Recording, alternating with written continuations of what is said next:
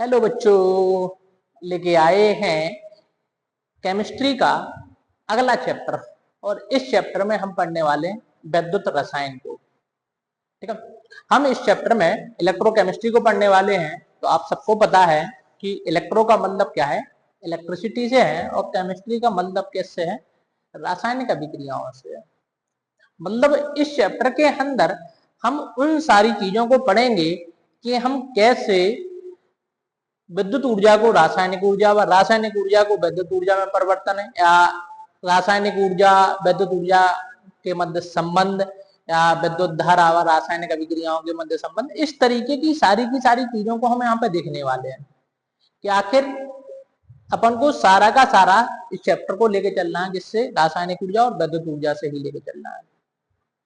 साथ में हम इन दोनों के परिवर्तनों के बारे में भी देखेंगे, कौन कौन से यंत्रों में हम एक दूसरे का परिवर्तन कर ले जाते हैं। साथ में हमें यहीं पर पढ़ना है आगे की चीजों को, कि अपने पास हम सेल के बारे में पढ़ेंगे, बैटरी के बारे में पढ़ेंगे, और सारी चीजों के बारे में भी हमें यहाँ पे पढ़ने वाले हैं। ठीक है, तो चलो अपन इसको स्टार्ट करते हैं और इस चैप्टर को प्रॉपर तरीके से डिटेल्स में हम देखते हैं। ठीक है, देखो सबसे पहले है हमारे पास में टॉपिक कौन सा, विद्युत। आखिर हम किसको कहते हैं, कि अपने पास में जो विद्युत रसायन है उसका मतलब क्या है। तो देखो दोस्तों, क्या है कि दिन प्रतिदिन यदि हम किसका उपयोग करते जा रहे हैं, यदि हम जितना मॉडर्न होते जा रहे हैं, टाइम के अकॉर्डिंग मॉडर्न होते जा रहे हैं, उतना ही हमें देखने के लिए मिलेगा कि दिन प्रतिदिन हम इस चैप्टर का उपयोग करते जा रहे हैं। कैसे, आपने देखा कि पहले के समय पे हम बैटरियों का उपयोग केवल और केवल ऑटोमोबाइल्स के अंदर ही किया करते थे। मतलब अपने पास में जो वाहन हुआ करते थे उन्हीं के अंदर हम उपयोग किया करते थे। लेकिन आज के समय पर देखें, आप वाहन से ज्यादा बैटरियों का उपयोग आप कहाँ पे कर रहे हैं, इन्वर्टरों के रूप में कर रहे हैं। लगभग हर एक घर में इन्वर्टर का उपयोग किया जा रहा है। जितना जितना दिन प्रतिदिन सोलर पैनल बढ़ते जा रहे हैं, उतना ही बैटरियों का उपयोग करते जा रहे हैं। हमारे पास में पहले के समय पर जो हर काम हुआ करते थे कुछ मैनुअल हुआ करते थे। जैसे सपोज आपने देखा कि हमारे पास में टीवी का चैनल टीवी हुआ करती थी, तो वो चैनल चटकाने वाले स्विच हुआ करते थे, उससे हम झटकाया जाता था। लेकिन आज के समय पे हम सब काम कैसे करते हैं, रिमोट से करते हैं। यहाँ तक कि इस समय में पंखे भी रिमोट से चलने वाले आ चुके हैं, कि रिमोट से पंखे चलेंगे। हर एक काम रिमोट से हो रहा है। तो रिमोट में क्या डल रहा है, बैटरी का उपयोग हो रहा है। हर एक जगह पे अपन को बैटरियों का उपयोग हो रहा है। तो इन बैटरियों के अंदर क्या भरी पड़ी है, इनके अंदर रासायनिक ऊर्जाओं के द्वारा हम इसका परिवर्तन कर रहे हैं, कहाँ पे, वैद्युत ऊर्जा में कर रहे हैं। तो इस तरीके के परिवर्तनों को हमें इस चैप्टर के अंदर देखना है। मतलब यदि हम वैद्युत रसायन की परिभाषा देखें तो अपने पास में वही मिलेगी सीधी परिभाषा, कि भौतिकी रसायन की वह शाखा, क्योंकि ये फिजिकल केमिस्ट्री का भाग है। किसका है, फिजिकल केमिस्ट्री का। तो हम बोल देते हैं भौतिकी रसायन की वह शाखा जिसके अंतर्गत हम किसका अध्ययन करें, हम वैद्युत ऊर्जा का रासायनिक ऊर्जा में परिवर्तन व रासायनिक ऊर्जा का वैद्युत ऊर्जा में परिवर्तन व इन दोनों के परिवर्तनों के संबंध या परिवर्तनों के बारे में हम अध्ययन करते हैं। तो वो चैप्टर हमारा क्या कहलाएगा, वैद्युत रसायन कहलाएगा। इसमें देखो यही बोला गया कि विद्युत प्रवाह व रासायनिक प्रतिक्रियाओं के बीच के संबंध का पता ही हमें इस चैप्टर के अंदर लगाना है। ठीक है, वैद्युत ऊर्जा और रासायनिक अभिक्रियाओं के बीच परस्पर होने वाली क्रियाओं के बारे में हमें यहाँ पे बात करनी है। तो इन सब चीजों को हमें यहाँ पे किस चैप्टर के अंदर देखना है, वैद्युत रसायन के अंदर देखना है। अब देखो वैद्युत रसायन में जो दे रखा है कि इन्होंने बोला है विद्युत धारा और रासायनिक अभिक्रियाओं के मध्य संबंध का अध्ययन करवाएगा इस चैप्टर अपन को। हम देखेंगे कि इलेक्ट्रॉनों का हम प्रवाह करवाएंगे, जिससे क्या होगा, वैद्युत धारा उत्पन्न होगी। तो अपन को वैद्युत धारा उत्पन्न करनी है। कई जगह पे हम देखेंगे वैद्युत धारा के प्रवाह के द्वारा ही हम इलेक्ट्रॉनों का प्रवाह करवाएंगे। तो हर एक चीज के बारे में हमें इस चैप्टर के अंदर पढ़ना है। इसमें भी विद्युत रसायन के अंदर जो धाराओं का परिवर्तन है या ऊर्जाओं का जो परिवर्तन है, जैसे विद्युत ऊर्जा का रासायनिक ऊर्जा में परिवर्तन कर रहे हैं या रासायनिक का हम विद्युत में परिवर्तन कर रहे हैं, उसके आधार पर हमने यहाँ पे इनको सेल जो है उस सेल को हमने दो भागों में बांट दिया। लेकिन पहले हम समझ लेते हैं आखिर सेल होता क्या है। तो अपने लिए एक सेल क्या है, एक ऐसा यंत्र होता है जो रासायनिक ऊर्जा को विद्युत ऊर्जा में परिवर्तित करता है। समझते ही हम सेल का मतलब। हमने जैसे अभी आपको ये बैटरी दिखाई, तो इस बैटरी में क्या है, इसके अंदर रासायनिक ऊर्जा हो रही होंगी, और रासायनिक ऊर्जा के द्वारा हमने इससे बल्ब जलाया, हमने रिमोट चलाया, हमने कुछ भी चलाया, तो उसका हम परिवर्तन किए कहाँ पे, वैद्युत ऊर्जा में परिवर्तन किए। तो इन्हीं सारी चीजों को हमें इस चैप्टर के अंदर देखना है कि हम परिवर्तन करेंगे किसका, हम वैद्युत ऊर्जा का रासायनिक ऊर्जा में परिवर्तन करने वाले हैं, या रासायनिक ऊर्जा का वैद्युत ऊर्जा में। अब देखो, ऊर्जा के परिवर्तन के आधार पर हमें दो प्रकार के यहाँ पे सेलों को पढ़ना है। एक हमारे पास में कौन सा, गैल्वेनिक सेल, और दूसरा है कौन सा हमारे पास में, इलेक्ट्रोलाइटिक सेल, जिसको हम विद्युत अपघटनी सेल भी बोल देते हैं कि हमारे पास में विद्युत अपघटनी सेल है। तो गैल्वेनिक सेल का मतलब क्या है, गैल्वेनिक सेल में हम देखेंगे, हमें डिटेल में हमें ही पढ़ना है गैल्वेनिक सेल को, कि हम इसके अंदर रासायनिक ऊर्जा को वैद्युत ऊर्जा में परिवर्तन करना देखेंगे, आखिर किस तरीके से परिवर्तन हो रहा है, रासायनिक ऊर्जा किस तरीके से वैद्युत ऊर्जा में परिवर्तित हो रही है। जबकि यहाँ पे इलेक्ट्रोलाइटिक सेल, ऐसी को हम विद्युत अपघटनी सेल बोलते हैं, तो अपने पास में हम वैद्युत ऊर्जा का परिवर्तन रासायनिक ऊर्जा में करवाने वाले हैं। यहाँ पे इस तरीके से हम इनको देखने वाले हैं। इन दोनों के बीच में हम अंतर भी पढ़ेंगे कि अंतर अपने पास में क्या होता है। ठीक है, देखो आगे अपने पास में क्या है। इस चीज को पढ़ने के लिए हमारे पास में कुछ महत्वपूर्ण पद आने वाले हैं, जिनको हम अपने पास में मुख्य शब्दावली बोलने वाले हैं। कुछ हमारे पास में मुख्य पद आने वाले हैं, और इनमें से कुछ पद क्या होंगी। सबसे पहले अपने पास में ऑक्सीकरण, आपको पता है ऑक्सीकरण का मतलब क्या होता है। तो ऑक्सीकरण में हमने 3-4 परिभाषाएं देखते हैं। पहली तो क्या होती है, ऑक्सीकरण संख्या में वृद्धि, ऑक्सीकरण कहलाती है। सर एक हमने ये भी पढ़ी है कि ऑक्सीजन का जुड़ना ऑक्सीकरण, हाइड्रोजन का मुक्त होना भी ऑक्सीकरण, और एक और कौन सी है, इलेक्ट्रॉनों का त्याग भी ऑक्सीकरण है। तो हम यहाँ पे ऑक्सीकरण का मतलब इलेक्ट्रॉनों का त्याग देखने वाले हैं। इलेक्ट्रॉनों का हम त्याग करेंगे तो क्या होगा, हमारे पास में ऑक्सीकरण आपको देखने मिलेगा। ठीक है, या सीधा का सीधा ऑक्सीकरण संख्या में वृद्धि भी ऑक्सीकरण मिल जाएगा आपको। अगला है हमारे पास में कौन सा, अपचयन दे रखा है, जिसको हमने क्या बोला, रिडक्शन बोला। क्या हमारे पास में रिडक्शन है, और इसमें देखो अपचयन के केस में इलेक्ट्रॉनों की प्राप्ति मतलब इलेक्ट्रॉनों को ग्रहण करना क्या कहलाएगा, अपचयन कहलाएगा। क्या अपचयन कहलाएगा।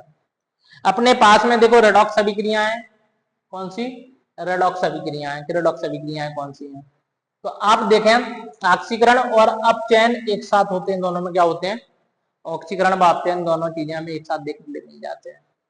मतलब ऐसी अभिक्रियाएं जिनके अंदर ऑक्सीकरण व अपचयन दोनों चीजें संभव होती हैं, उनको हम क्या बोल देते हैं, रेडॉक्स अभिक्रियाएं बोल देते हैं। अगला देखो हमारे पास में यहाँ पे हमने देखा विद्युत धारा। विद्युत धारा का मतलब क्या है, इलेक्ट्रिक करंट दे रखा है, जिसको हम बोलते हैं आवेश का प्रवाह। यहाँ पे हम आवेश का प्रवाह करने वाले हैं कि अपने पास में आवेश का प्रवाह देखने मिलेगा, आवेश का प्रवाह होगा। अगला देखो वोल्ट मीटर या वायर, ये भी आपको देखने के लिए मिलेगा कि वोल्ट मीटर क्या है और वायर कौन सा है। इन सब चीजों के बारे में हम देखने के लिए मिलेंगे।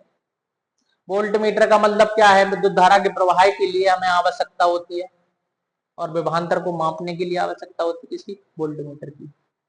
इलेक्ट्रोलाइट क्या होते हैं, इलेक्ट्रोलाइट का मतलब विद्युत अपघट्ट।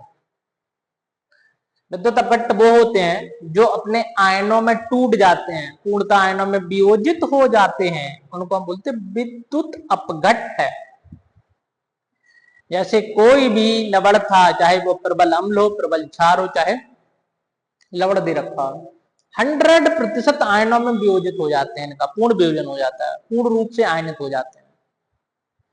जबकि दुर्बल अम्ल, दुर्बल क्षार जो होते हैं वो कम मात्रा में टूटते हैं, लेकिन वो भी विद्युत अपघट्ट कहलाते हैं। लेकिन विद्युत अनपघट्ट का मतलब क्या है, जो अपने आयनों में नहीं टूटते हैं। जैसे आप देखें किसके बारे में हम बात करें, हमने ग्लूकोज के बारे में बात की, हमने यूरिया के बारे में बात की, हमने शुगर के बारे में बात की। ये सब हमारे क्या है, विद्युत अनपघट्ट है, हम इनका उपयोग देखते रहते हैं। दूसरी चीज, इन सब चीजों को हमने विद्युत अपघट्ट, विद्युत अनपघट्टों को बारे में हमने डिटेल से पढ़ा है। कहाँ पे, इसके पहले वाले चैप्टर में। यदि आप लोगों ने नहीं देखा है तो आप उनको देखें, क्योंकि हर एक चीज केमिस्ट्री में आगे से जुड़ी हुई होती है।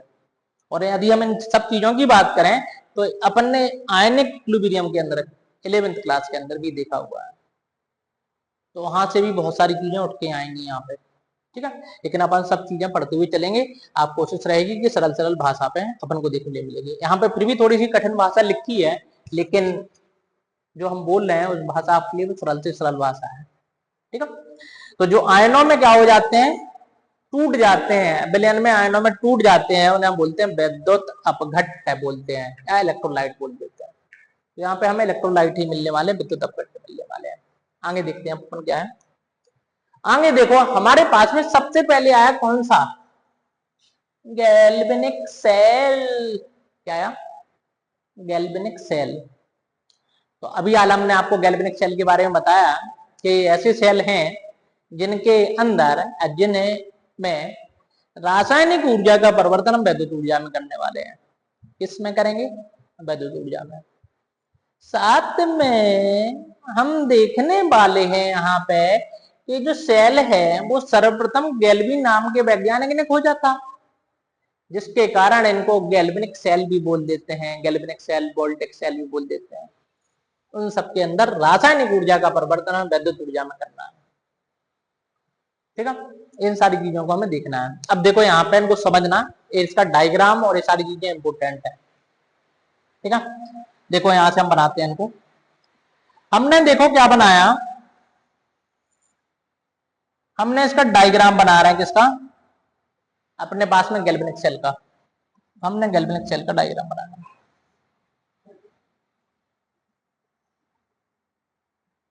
हमने गैल्वेनिक सेल को बनाया है। इसमें देखो हमें क्या करना पड़ता है, 2 इलेक्ट्रोड लगाने पड़ते हैं, और साथ में जिस धातु का हम इलेक्ट्रोड लगाते हैं उसी के वैद्युत अपघट्ट के विलयन में हम उसको डुबो के रख देते हैं। समझना है यहाँ पे बात को, कैसे अपन को ये देखना है।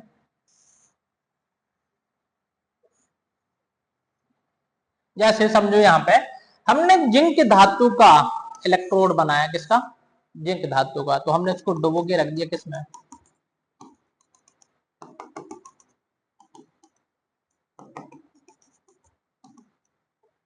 हमने डुबो के रख दिया जिंक सल्फेट में, ZnSO4 में। हमने आपको बताया है कि कोई भी लवण, जिंक सल्फेट जो है वो क्या है, लवण दे रखा है, और कोई भी लवण जो होता है वो 100% आयनों में क्या हो जाता है, वियोजित होता है। किसमें होता है, 100% आयनों में। मतलब शुरुआत में यदि हम देखें, इसकी बात करें, तो हमें यहाँ पे दोनों का नंबर, मतलब जितना धनात्मक आवेश होगा उतना ही ऋणात्मक आवेश होगा, मतलब दोनों आयनों का नंबर बराबर होगा। जितना Zn2+ आयन उतना ही हमारे पास में सल्फेट माइनस आयन होगा, ठीक है। अभी विलयन के ऊपर कोई भी चार्ज नहीं हो रहा होगा। अब देखो यहां से है क्या, जबकि दूसरा हमारे पास में क्या है, हमने दूसरे के अंदर भर के रखा है कॉपर सल्फेट, क्योंकि हमने ये बनाया किसका, कॉपर का, और इसके अंदर भर के रख दिया हमने कॉपर सल्फेट को।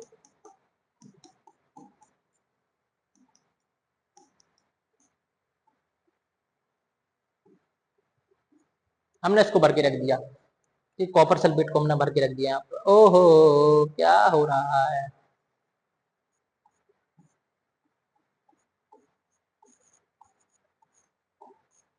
हमने इसको भर के रख दिया एक जगह पे, जिंक को डुबो के रख दिया जिंक सल्फेट में, कॉपर को डुबो के दिया कॉपर सल्फेट में। ये भी पूर्णतः आयनों में वियोजित हो गया, क्योंकि क्या है, एक प्रबल विद्युत अपघट्ट है अपने पास में।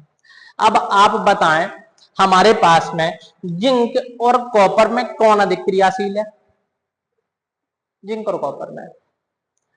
तो हमें पता है जो जिंक होता है वो क्रियाशीलता की श्रेणी में, जो अपन ने 10वीं क्लास के अंदर पढ़ी है, उसमें देखा है कि जिंक जो है वो अधिक क्रियाशील है, जिसकी तुलना में कॉपर की तुलना में हमें अधिक क्रियाशील देखने को मिल रहा है। अब भाई जब अधिक क्रियाशील का मतलब क्या होता है, आपने बोल तो दिया अधिक क्रियाशील है। अधिक क्रियाशील का मतलब जल्दी से अभिक्रिया करेगा, तेजी से अभिक्रिया करेगा। और अभिक्रिया करने का मतलब क्या होता है, इलेक्ट्रॉनों का त्याग करेगा या इलेक्ट्रॉनों को ग्रहण करेगा। लेकिन यहाँ पे अधिक क्रियाशील जो होते हैं धातु, उनका मतलब होता है जल्दी से इलेक्ट्रॉनों का त्याग करना। तो ए जो है वो अपने पास में आपको पता है अधिक क्रियाशील है, क्या है, ये अधिक क्रियाशील दे रखा है, अधिक क्रियाशील है। और हमने यहाँ पे देखा कि जब ये अधिक क्रियाशील है तो अधिक क्रियाशील का मतलब क्या होता है? अधिक क्रियाशील का मतलब होता है कि जो जिंक है वो आसानी से Zn2+ में परिवर्तित होगा, 2 इलेक्ट्रॉनों का त्याग करेगा। मतलब हमने देखा कि यहाँ से जो Zn2+ आयन आ रहे थे वो जिंक परिवर्तित हो रहा था Zn2+ में और इलेक्ट्रॉनों का त्याग कर रहा था। जो इलेक्ट्रॉन कहाँ पे एकत्रित हो रहे थे? इस इलेक्ट्रोड पर एकत्रित हो रहे थे, इसके ऊपर इलेक्ट्रोड पर एकत्रित हो रहे थे। आपने देखा शुरुआत में दोनों आयनों पर आवेश जो था वो बराबर आवेश था, जितना धनात्मक उतना ही ऋणात्मक था। लेकिन अब देखो ऑक्सीकरण के द्वारा Zn2+ आयन विलयन में आ रहे हैं, तो विलयन के ऊपर कौन सा आवेश बढ़ेगा बच्चों? कौन सा आवेश बढ़ेगा इसके ऊपर? तो हमने देखा कि इसके ऊपर बढ़ने वाला है धनात्मक आवेश। कौन सा? पॉजिटिव लिखा है धनात्मक, प्लस प्लस भी लिखा है, नहीं तो समझो अरे भाई सब का लिख दिया है। परेशान होने की जरूरत नहीं, पॉजिटिव हम ऐसे ही लिखते हैं, देखते पॉजिटिव। तो धनात्मक आवेश विलयन में बढ़ रहा है, जिसके कारण विलयन के ऊपर धनात्मक आवेश, तो इसके ऊपर विपरीत आवेश उत्पन्न होगा, मतलब ऋणात्मक आवेश। आप देखें इलेक्ट्रॉन भी एकत्रित हो रहे हैं तो विपरीत आवेश का मतलब क्या है? ऋणात्मक आवेश होगा। चलो भाई तो हो गया काम। अब इसको समझते हैं, थोड़ा समझना है इसको भी। कॉपर, कॉपर में होने वाला क्या है? एक कॉपर क्या है? कम क्रियाशील है, तो इसका होता है अपचयन।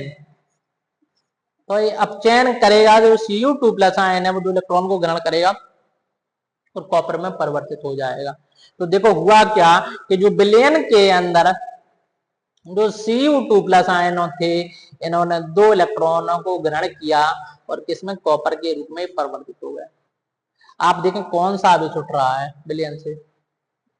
विलयन से उठ रहा है धनात्मक आवेश, तो इसके ऊपर कौन सा आवेश बढ़ेगा?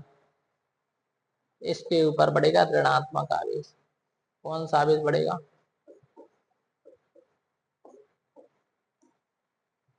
ऋणात्मक आवेश बढ़ेगा। तो इसके ऊपर कौन सा आवेश बढ़ेगा? जब इसके ऊपर ऋणात्मक, तो इसके ऊपर क्या बढ़ेगा? धनात्मक। आपको देखने के लिए मिल जाएगा कि धनात्मक आएगा। लेकिन बच्चा कहता है सर ये तो बताओ ये 2 इलेक्ट्रॉन आए कहां से? कहीं से भी आप टपका देते हो इलेक्ट्रॉन को, कहीं से भी उठा देते हो, समझ में नहीं आता क्या चल रहा है। ये 2 इलेक्ट्रॉन आए कहां से हैं? तो देखो यहाँ पे क्या है, अपने पास में जो यहाँ पर धनात्मक और ऋणात्मक आवेश उत्पन्न हुआ है, ये जो इलेक्ट्रॉन यहाँ पे एकत्रित हुए हैं, ये बहुत कम समय के लिए ही यहाँ पे इलेक्ट्रोड विभव उत्पन्न होता है। मतलब इलेक्ट्रोड और एक विद्युत अपघटनीय विलयन के मध्य जो विभांतर उत्पन्न हो, विभांतर का मतलब धनात्मक और ऋणात्मक आवेश उत्पन्न हो, उसको हम बोलते हैं विभांतर। लेकिन ये जो उत्पन्न हुआ है, इलेक्ट्रॉन जो मिले हैं, यदि हम मौके का फायदा उठा लें, यहाँ पे हम इन दोनों इलेक्ट्रॉनों को प्रवाहित कर दें, चला दें, परिपथ में घुमा दें, तो होगा क्या? जैसे ही इलेक्ट्रॉन परिपथ में घूमना स्टार्ट करेंगे तो आपको देखने के लिए मिलेगा कि जिस दिशा से इलेक्ट्रॉन जाते हैं उसके विपरीत दिशा से धारा का प्रवाह भी होता है। पढ़ा है ना बच्चों सबने? हाँ बिल्कुल पढ़ा होगा, ये छोटी सी बातें हैं बिल्कुल। तो हम देखते हैं कि हमने यदि इसको किसी चालक तार के द्वारा जोड़ दें, इसके द्वारा एक कंडक्टिंग वायर, एक सुचालक तार के द्वारा जोड़ दें, तो ये जो इलेक्ट्रॉन है वो इलेक्ट्रॉन चल के इधर आ जाएंगे और यहाँ पर वही इलेक्ट्रॉन क्या हुए? ग्रहण हुए। ठीक है। लेकिन यदि आपने इसको चालक तार को नहीं जोड़ा तो फिर से उदासीन बन जाएगा। ठीक है। तो हमें यहाँ पे मौके का फायदा उठाना पड़ता है। थोड़े समय के लिए विभवांतर उत्पन्न हुआ, उतने में हम घुमा दें उनको परपथ में, तो काम बन जाएगा अपना। अब देखो इनके मध्य हमने क्या लगा देते हैं? एक विभव मापी, जो कि दोनों इलेक्ट्रोडों के मध्य के विभवांतर को मापेगा। अब देखो थोड़ा सा यहाँ पे हम देख लेते हैं। हमने आपको बताया कि अपने पास में इसका आपको ध्यान क्या रखना है, अभी तक आपने जितने भी सेल पड़े होते हैं वो सेल कुछ इस तरीके से होते हैं कि हम सोचते हैं कि जो इसके ऊपर धनात्मक आवेश होता है वही एनोड होता है। अरे बिल्कुल नहीं भाई साहब, आप आवेश के रूप में याद ना रखें, आप ऑक्सीकरण व अपचयन के रूप में याद रखें। तो यहाँ पे जो एनोड होता है वो ऋणात्मक टर्मिनल होता है, जबकि हर एक जगह पे अधिकतम सेलों में आपको एनोड जो मिलेगा वो धनात्मक टर्मिनल वाला मिलेगा। इस चीज का ध्यान रखना आप। जबकि ये क्या होता है, ये होता है हमारा कैथोड। क्या होता है, कैथोड होता है कि कैथोड दे रखा है। तो एक हमारे पास में एनोड है, जबकि दूसरा हमारे पास में क्या दे रखा है, कैथोड। हमें देखने के लिए मिल रहा है कि हमारे पास में कैथोड दे रखा है। ठीक है, तो इस तरीके से हम यहाँ पे काम करते हैं कि हमारे पास में एक एनोड है और एक क्या दे रखा है, कैथोड। कैथोड दे रखा है। ठीक है, तो हम इस तरीके से देखते हैं कि अपने पास में क्या है, कैथोड है, जबकि वो क्या है, हमारे पास में एनोड दे रखा है। ये दो हमें टर्मिनल यहाँ पे देखने के लिए मिल रहा है, एक हमारे पास में एनोड है, जबकि दूसरा क्या दे रखा है, हमारे पास में कैथोड दे रखा है। अब देखो हमने क्या किया, हमने विभव मापी के द्वारा इनके मध्य के विभवांतर को मापना प्रारंभ किया कि हम इनको माप लेंगे आसानी से। लेकिन मापने के लिए हम जैसे ही बैठे थे तो हुआ क्या, यहाँ पे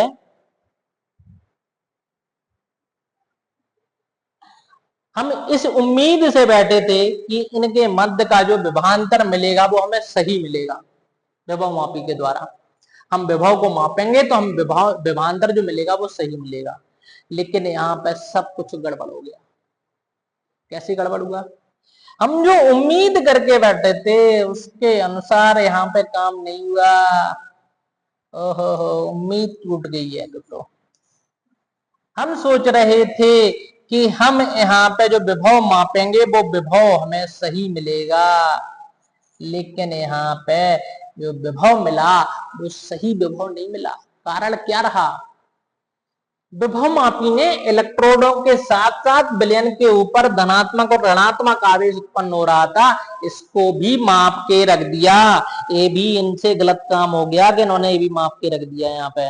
और जब इन्होंने यहाँ से ये माप के रख दिया तो देखने के लिए मिला कि इसने इसको भी माप के रख दिया, तो जो रीडिंग आनी थी वो रीडिंग हमारी गलत आ गई। जब विभव मापी ने हमारा गलत मान माप के रख लिया, एक मिनट थोड़ा सा डिस्टरबेंस हो गया है, थोड़ा सा बस होने वाला है। ठीक,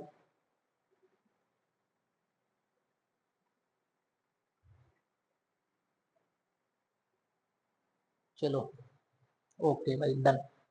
तो यहाँ पे अपने पास में जो विभव मापी को माप के देना था, को इनके मध्य के विभवांतर को माप के देना था, लेकिन उसने विलयन के मध्यों को भी माप के रख दिया, जिसके कारण रीडिंग गलत आ गई भाई साहब। अब रीडिंग को तो हमें सही बनाना था, तो सही बनाने के लिए हमने एक लवण सेतु का उपयोग किया। किसका, लवण सेतु है। एक कौन सा सेतु है भाई साहब, लवण सेतु, सॉल्ट ब्रिज बोलते हैं हमसे। इसमें अगर अगर नाम का एक विद्युत अपघट्ट भरे रहते हैं, अगर अगर और दोनों तरफ से इनको हम दोनों सिरों को कॉटन के कपड़ों से बंद कर देते, मतलब रुई से दोनों सिरों को बंद कर देते हैं। इसके अंदर जो अगर अगर विद्युत अपघट्ट भरा होता है वो एक जेली की तरह गाढ़ा पदार्थ होता है, वो इसके अंदर हम भर के रख देते हैं, जिसमें प्रबल विद्युत अपघट्ट भरे हुए होते हैं। KCl N4Cl इस तरीके के अपने पास में दिखने मिल जाते हैं, ये भरे होते हैं। जो क्या करते हैं, आपको पता है कि कोई भी लवण है वो आयनों में टूट जाता है, तो ये करता है इस विलयनों को उदासीन बनाने का काम करता है। कैसे बनाएगा, देखो ये उदासीन कैसे बनाएगा, उदासीन बनाएगा कि इसके ऊपर धनात्मक आवेश बढ़ रहा था तो यहाँ पे ऋणात्मक आवेश आएगा इस विलयन में, जिससे उदासीन बनेगा। जबकि यहाँ पे कौन सा आवेश बढ़ाता है, इसके ऊपर ऋणात्मक, तो इसके ऊपर आएगा धनात्मक आवेश आएगा, जिसके कारण ये विलयन भी उदासीन बन जाएगा। मतलब दोनों विलयन हमारे उदासीन बन चुके हैं। और जब दोनों विलयन उदासीन बन चुके हैं तो अब हम विभव मापी के द्वारा इनके मध्य का विभवांतर मापेंगे, तो हमें सही रीडिंग वो देने वाला है। आपको सही रीडिंग वहां से प्राप्त हो जाएगी इसकी, कि विभव मापी आपको सही रीडिंग देने वाली है, कि सही रीडिंग आपको वहां से प्राप्त होने वाली है। चल रहा है सब बढ़िया, ये आपको देखने मिल जाएगी कि यहाँ पे सही रीडिंग आपको आ जाएगी। तो आपने देखा कि हमारे पास में लवण सेतु था। सेतु का मतलब क्या है, लवण सेल नहीं, लवण सेतु। ओहो, बच्चे सोएंगे क्या, कुछ भी लिखते रहते हो यार मास्टर आप तो। लवण सेतु, सेतु का मतलब होता है पुल। पुल पुल पुल का काम होता है दो किनारों को जोड़ना, वही काम कर रहा है यहाँ पे, दो उनको जोड़ने का काम कर रहा है। ये हमें देखने के लिए मिला। अब देखो अपन यहाँ से क्या क्या देखने वाले हैं आगे, इसको आराम से आप लोग वीडियो को पॉज करें, आराम से इसका डायग्राम बनाएं और उसके बारे में लिखें आप।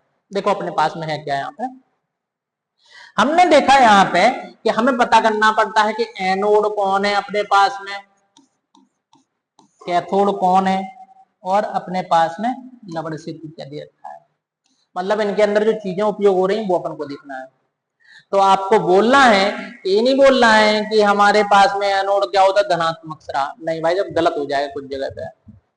आप ध्यान रखें, एनोड हमारे पास में वो इलेक्ट्रोड होता है जिसपे क्या होता है, ऑक्सीकरण होता है। यदि आप इसको ध्यान रखेंगे तो आप हर जगह की चीजों को ध्यान रखेंगे कि यहाँ पे क्या होता है, ऑक्सीकरण होता है।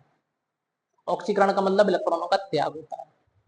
आप इस सेल के लिए जरूर बोल सकते हैं कि यहाँ पे एनोड जो बना है वो किसका बना है, जिंक धातु का बना है। कौन सा आवेश है, ऋणात्मक आवेश दे रखा है, लेकिन यहीं पे है, और बाकी के सेलों में आपको एनोड पर धनात्मक आवेश मिलता है, ये दे रखा है, ऋणात्मक आवेश है। साथ में ऑक्सीकरण हो रहा है। आपने देखा कि जो जिंक धातु थी वो परिवर्तित हो रही थी Zn2 प्लस एक्वस। एक्वस का मतलब होता है जलीय आयन, और 2 इलेक्ट्रॉनों का त्याग हो रहा था। जबकि यदि हम कैथोड की बात करें तो कैथोड पर कौन सा मिल जाएगा, कैथोड पर क्या मिल जाएगा आपको, कैथोड पर मिलेगा अपचयन। क्या मिलेगा, अपचयन मिलेगा। कि अपचयन होगा यहाँ पे, कैथोड पर अपचयन होगा, और अपचयन होगा तो किसका होगा, हमारे पास में Cu2 प्लस जो आयन है वो 2 इलेक्ट्रॉनों को ग्रहण करेंगे और किस में परिवर्तित हो जाएंगे, कॉपर ठोस में परिवर्तित हो जाएंगे। आपको यहाँ पे क्या लिखना है, कैथोड हमारा वो स्राव होता है जिस पर क्या होता है, अपचयन होता है। गैल्वेनिक सेल के अंदर कैथोड के ऊपर धनात्मक आवेश है, कॉपर का बना है और कॉपर सल्फेट के अंदर डुबोया है। आप देखें 2 इलेक्ट्रॉनों को ग्रहण करके क्या हो रहा है, चयन हो रहा है।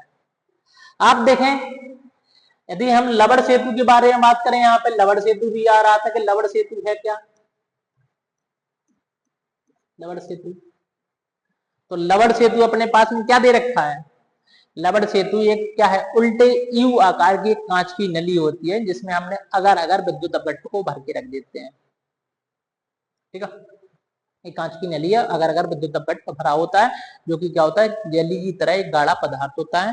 साथ में इसके दोनों सिरों पर हम किससे बंद करके रख देते हैं, कॉटन रुई के कपड़ों से हम बंद करके रख देते हैं, भर के रख देते हैं,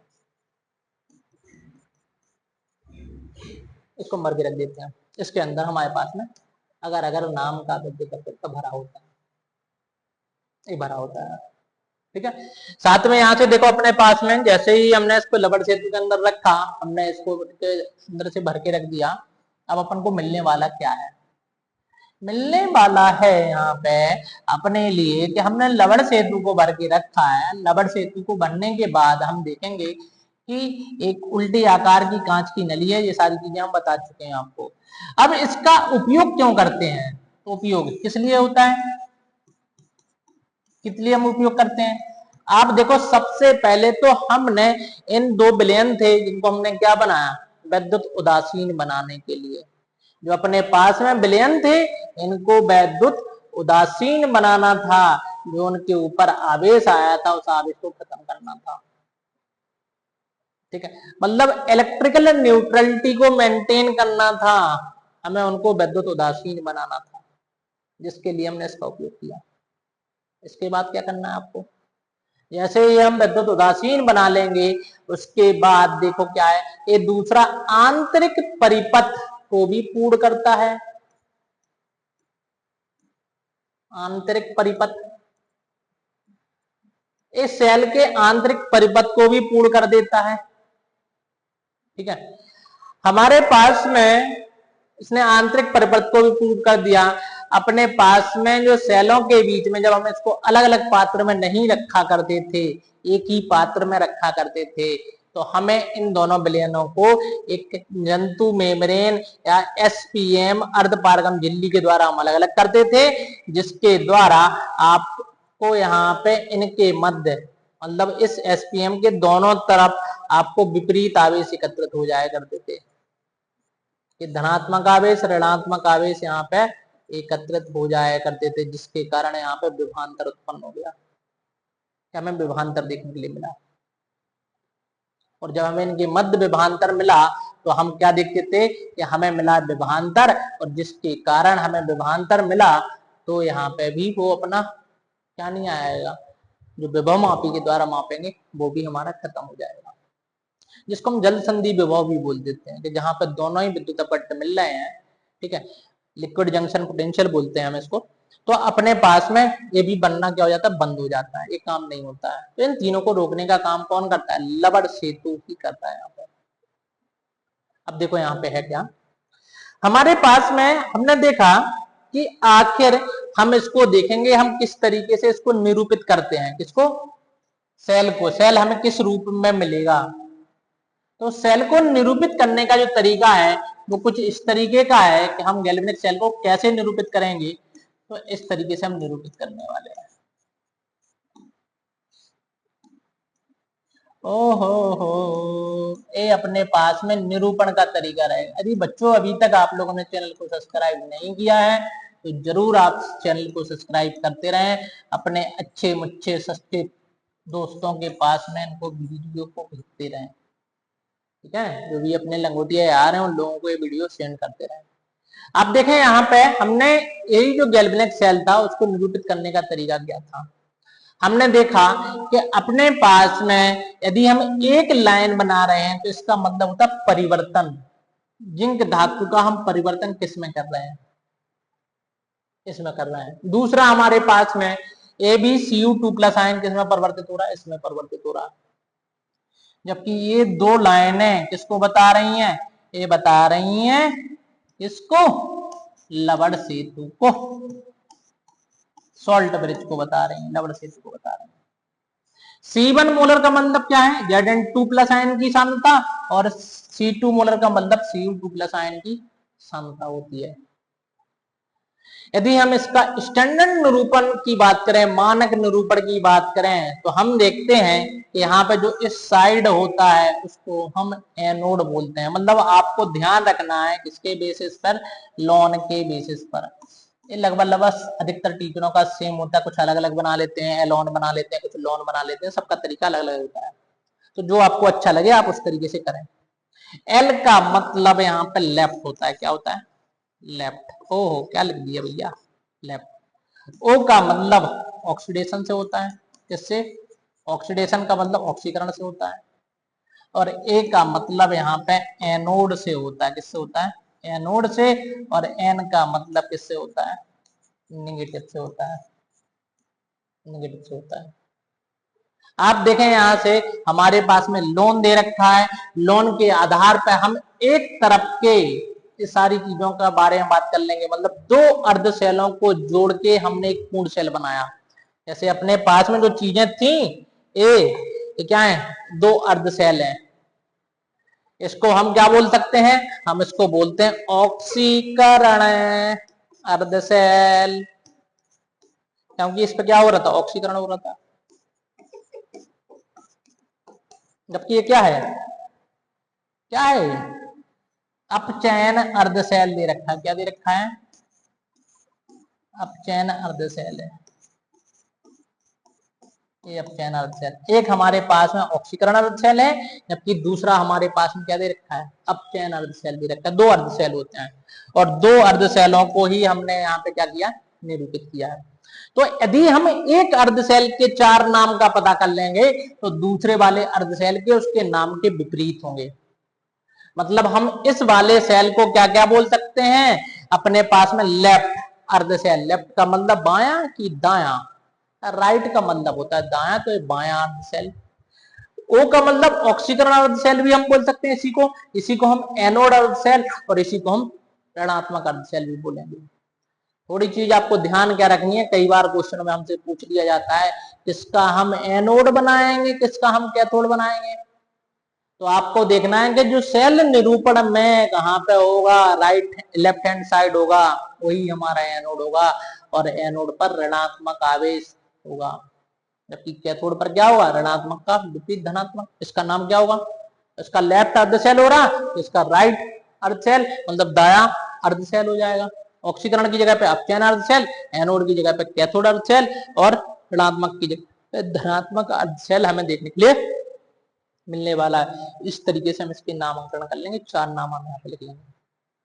ठीक है, अब देखो अपने पास में यहां से हम इनको किस तरीके से अर्ध सेल अभिक्रियाएं लिखेंगे।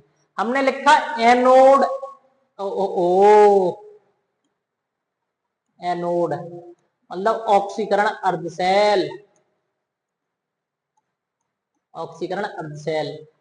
आप देखें ऑक्सीकरण अर्ध सेल में क्या मिलेगा हमें, में मिलेगा तो जिंक धातु होगी वो Zn2+ में परिवर्तित हो रही होगी और हमें यहाँ से 2 इलेक्ट्रॉन देखने के लिए मिल जाएंगे। ये हमारे पास में एनोड अर्ध सेल देखने के लिए मिल रहा, ऑक्सीकरण अर्ध सेल मिल रहा आपको। जबकि कैथोड पर क्या होगा भाई साहब, कैथोड पर आपको अपचयन मिलेगा। आपको क्या मिलेगा, अपचयन देखने के लिए मिलने वाला है। और अपचयन मिलेगा तो यहाँ पे क्या मिलेगा कि हमने Cu2+ आयन जो है वो इलेक्ट्रॉनों को ग्रहण करेंगे और किसमें परिवर्तित हो जाएंगे, कॉपर सॉलिड में परिवर्तित हो जाएंगे। कॉपर सॉलिड में परिवर्तित हो जाएंगे। हमारे पास में एनोड और एक क्या दे रखा है, कैथोड दे रखा है। 2 हमें देखने के लिए मिल रहा है। दूसरी चीज यहां से देखो, आखिर हम इन दोनों को, ये हमारे पास में 2 अर्ध सेल हैं और 2 अर्ध सेल को जोड़ के हम एक पूर्ण सेल में परिवर्तित होने वाले हैं। कैसे परिवर्तित करेंगे, देखो जब भी आपको 2 अर्ध सेलों को जोड़ना पड़ता है तो आपको देखना पड़ता है कि इनमें जो इलेक्ट्रॉनों की संख्या है वो बराबर आ रही है नहीं आ रही है, दोनों तरफ बराबर आ रही है नहीं आ रही है। यदि बराबर नहीं आ रही है तो हम वहां पे गुणा करके इलेक्ट्रॉनों की संख्या को बराबर बनाएंगे, तभी जाके दोनों अभिक्रियाएं आपस में जुड़ पाएंगी। लेकिन यहाँ पे पहले से ही 2-2 इलेक्ट्रॉन दोनों तरफ आपको देखने के लिए मिल रहा है, दोनों तरफ क्या है, बराबर है। 2 इलेक्ट्रॉन यहाँ पे, 2 इलेक्ट्रॉन यहाँ पे। यदि ये बराबर नहीं होते तो आपको गुणा करके बराबर बनाना पड़ता। अब आप इन दोनों को जोड़ेंगे, जैसे ही जोड़ेंगे तो ये विपरीत दिशा वाले कट जाएंगे। ध्यान रखना, एक पे ऑक्सीकरण एक पे अपचयन, विपरीत दिशा में ही इलेक्ट्रॉन आएंगे। यदि दोनों आपने एक दिशा में लिख दिए इसका मतलब गलत कर रहे हो आप। तो साथ में अपने आप को क्रॉस चेक भी करते रहे हैं। तो zinc solid plus Cu2+ aqueous, आपको ध्यान रखना है जो भी हमारा लेफ्ट हैंड साइड मतलब बाई ओर था वो बाई ओर रहेगा, जो दाई ओर था वो दाई ओर रहेगा। आगे पीछे से कोई दिक्कत नहीं कि आप बोलो अरे सर हमने Cu2+ को आगे रख दिया, कोई बात नहीं, आगे पीछे चल जाएगा। लेकिन ऐसा नहीं कि Cu2+ को आना था इधर, आप लेके आ गए इधर, ऐसा ना हो। तो हमारे पास में Zn2+ एक्वस और क्या मिल जाएगा, एक कॉपर सॉलिड मिल जाएगा। ये हमारे पास में एक पूर्ण सेल अभिक्रिया है। कौन सी है भाई साहब, ये है पूर्ण सेल। ये पूर्ण सेल अभिक्रिया दे रखी है, ये हमारे पास में पूर्ण सेल अभिक्रिया है। क्या हमने इसको लिखा, हमने पूर्ण सेल अभिक्रिया के रूप में हमने इसको लिख लिया कि हमारे पास में पूर्ण सेल अभिक्रिया दे रखी है। ठीक है, ये तरीका रहेगा। इस तरीके से हम पूर्ण सेल अभिक्रिया के रूप में हम देख सकते हैं पूर्ण सेल अभिक्रिया अपने पास में दे रखी है। तो हमने इनको अर्ध सेल अभिक्रियाएं लिखी, पूर्ण सेल अभिक्रियाएं लिखी, गैल्वेनिक सेल के बारे में आपको बताया है। कल हम इसी चीज को हम और आगे बढ़ाने वाले हैं।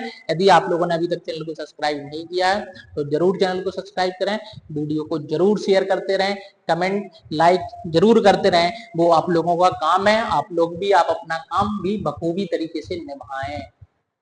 Thank you.